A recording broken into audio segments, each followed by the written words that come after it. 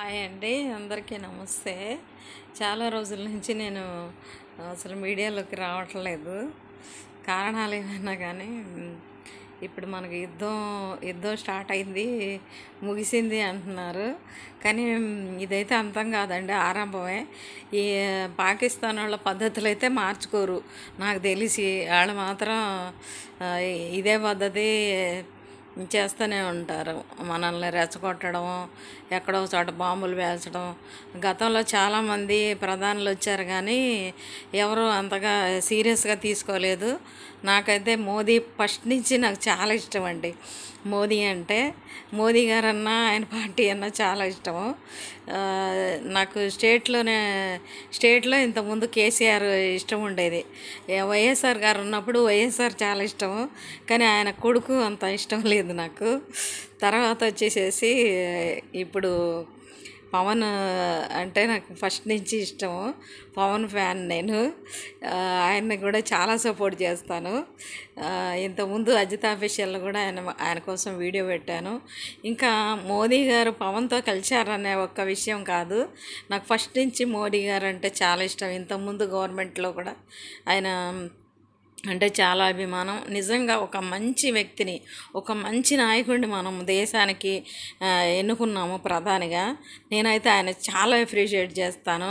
ఆయన ఆడపిల్లల నుదుట సింధూరం తీసేసినందుకు, ఆయన సొంత ఆడపడుచులకి ఇదైనంత ఇదిగా, అంటే మనమంతా ఆయన పిల్లలమే, నిజం చెప్పాలంటే ఆయన సంతానమే మనం.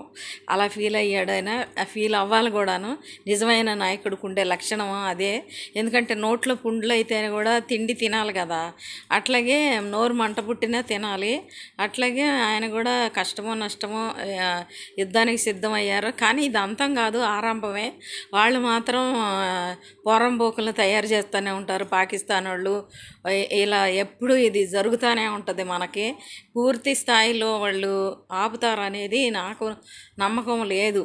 ఎందుకంటే ఆయన ఏమంటారు, ట్రంప్ మాత్రం ఏమీ పట్టించుకోలేదు.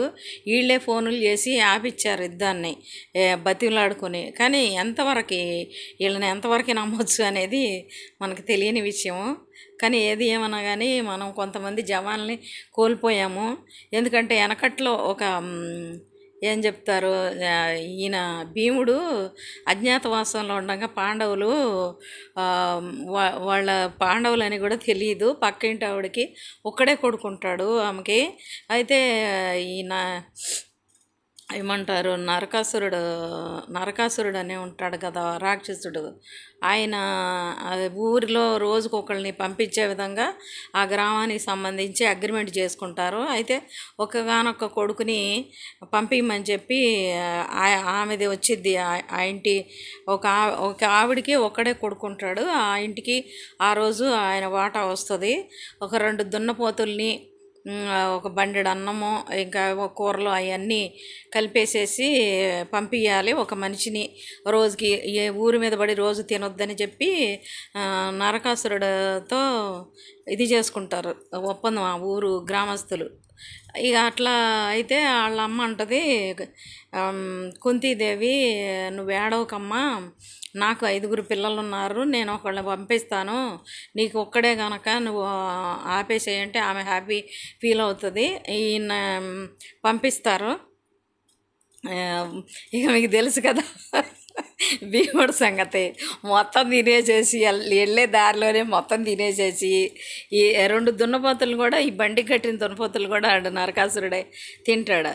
అయితే ఇక ఈయన మొత్తం వెళ్ళి అన్నం ఏది అని ఏడుస్తాడు. ఎవరు రాక్షసుడు. ఈయన తినేసేసి వెళ్ళిపోతాడు భీముడే మొత్తం. ఇక వెళ్ళిన తర్వాత ఆయన కూడా చంపేసేసి నరకాసురుని వస్తాడు.